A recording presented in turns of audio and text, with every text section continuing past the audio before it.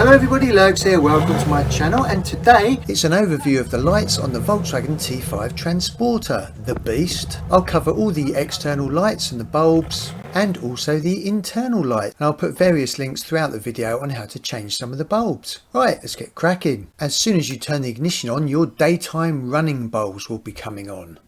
And that is these two in the middle here at the front. The rear lights do not come on, it's literally just the two front daytime running bulbs. Now if we leave the ignition on, I'll take you through the main headlight switch. Moving it to the middle puts on your side lights. So this turns off the daytime running bulbs and puts on your side lights at the front and the rear lights.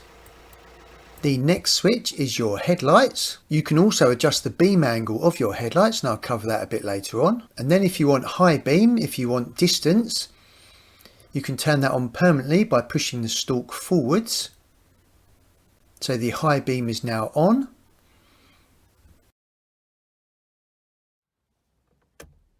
If you just want to flash, you can just pull it towards you like this, and I'll just demonstrate how that works on a night road. So this is the normal headlights,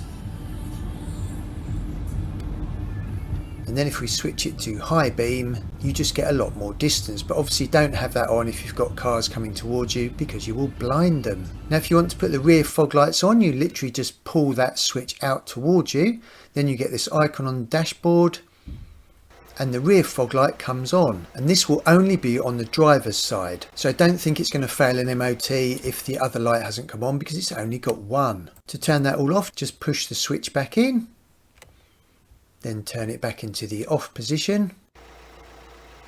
If I now push the brake pedal, that puts on the two rear brake lights and the one underneath the spoiler, the LED lights.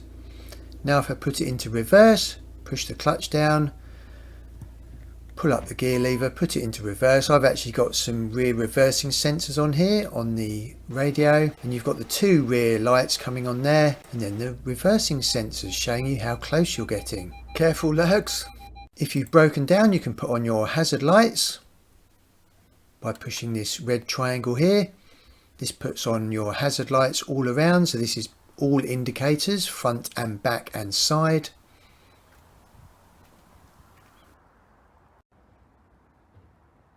The indicators are self-explanatory. Did you know that you've also got a soft touch indicator? If you're on a motorway and you just want to change lanes, you can pull it down gently and it will just put the indicator on for a couple of seconds, then automatically turn it off.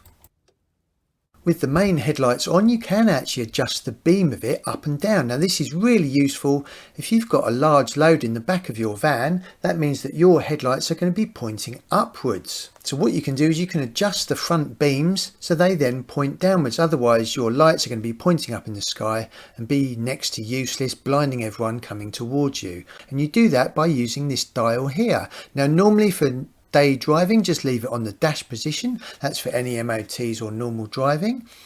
Now it does go up to 3.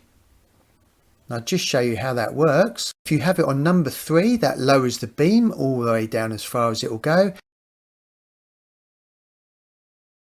And if you have it on the dash, that makes it higher.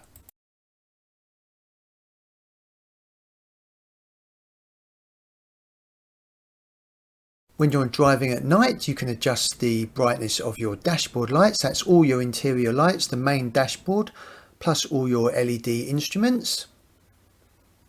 So brighter and then lower. So you can just set that to whatever comfort that you would like. Now I'll cover the main internal lights. Oh look, there's Cookie Monster looking out for me. Cookie Monster! Must have cookies. So normally I've got this in the 0 position. That means the internal lights are off. If you put it into this position, that means the internal lights here are permanently on.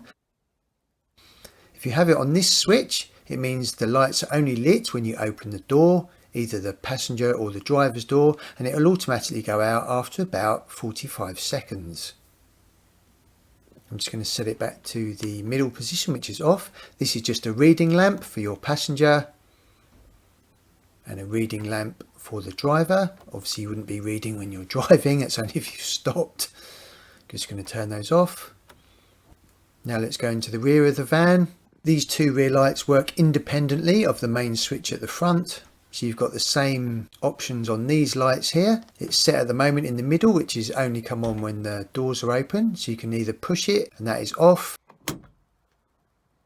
That's when the doors are open. And that one is for it to be permanently on. On the middle setting, when you get in and shut the door, it will turn off after about 10 or 15 seconds. Likewise, when you exit the van and lock the doors, it will also turn off. And we've also got these side step lights here. These always come on when you open the door. And these automatically go out as soon as you start driving, or if you're not driving, they go off after about 4 or 5 minutes. Now you might think there's a light inside your glove box, and there actually isn't, which is really annoying. All I've got in here is the Cookie Monster. Cookies, cookies, cookies, must have cookies. So let's put him back into his normal position where he can keep an eye on me, safe driving. And I tell you what, I think that deserves a lovely cup of tea and some cookies. In the top left, there's a video on how to change your pollen filter. That's an annual job. In the top right, the fuse box locations and the secret fuses and how to test them. And in the bottom left, the OBD2 port location. Hope that was useful to you.